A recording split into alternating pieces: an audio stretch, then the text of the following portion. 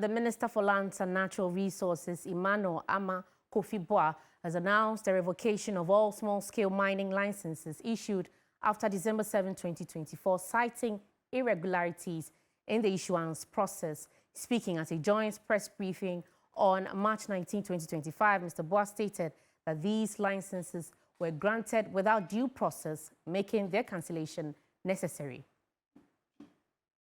The decision follows findings and recommendations from regulatory bodies including the EPA, the Forestry Commission and the Water Resources Commission as part of a broader strategy to combat illegal mining. All licenses, small-scale licenses that were issued from December 7th is hereby revoked. Whether you have EPA licenses, because the finding is very clear. Those licenses from December 7th were rushed, the due processes were not followed, and the right things were not done. There should be the process of a proper control and regulation of the imports of excavators. In 2024, the third rank import into Ghana was excavators. This report is saying that as a matter of urgency, there should be a complete ban on the importation and fabrication of floating equipment and platforms used in mining on water bodies. We hear that even in some of these mining areas, there are fabrication shops fabricating what do you call them, champagne fans on river bodies. This must be ruthlessly banned.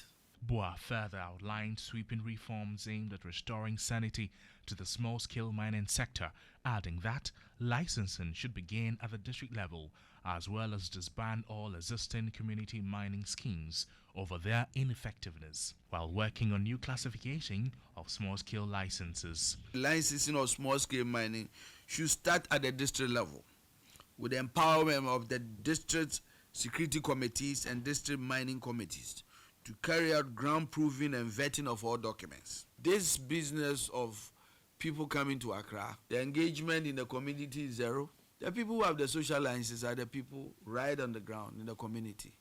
And we believe that this recommendation will not only empower the communities, but also make them accountable and responsible. Making sure that the responsible mining is done in your district should be part of your KPI. One of the problems we see is that the community mining schemes is only in name only. The general overwhelming feedback was that the communities were not involved in the mining schemes. They are to be disbanded and replaced with small-scale mining cooperatives that actually serve and benefit the communities. You will see that we have people that have gone past small-scale licenses, yet because we don't have a classification of medium-scale licenses, all they have to do is continue acquiring licenses, and if you put their area of operation, it's more than a light scale. He said the government will name and shame prominent figures found to be complicit in illegal mining activities. There has to be a name and shame or name and fame, especially people holding prominent positions, including political artists. We should name and shame everybody. It doesn't matter how big and high your position.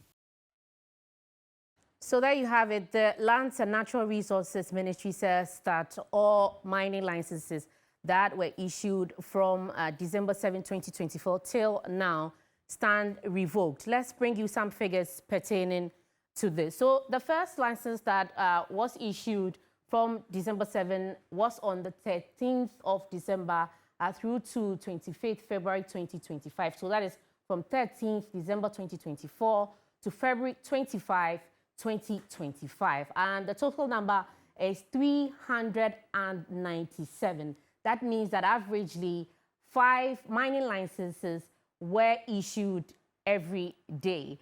And out of that number, 55 small-scale mining licenses were issued, 8 mining leases were issued as well, and 334 support services licenses, Class A, B, and C, were also issued. So all of these stand revoked now.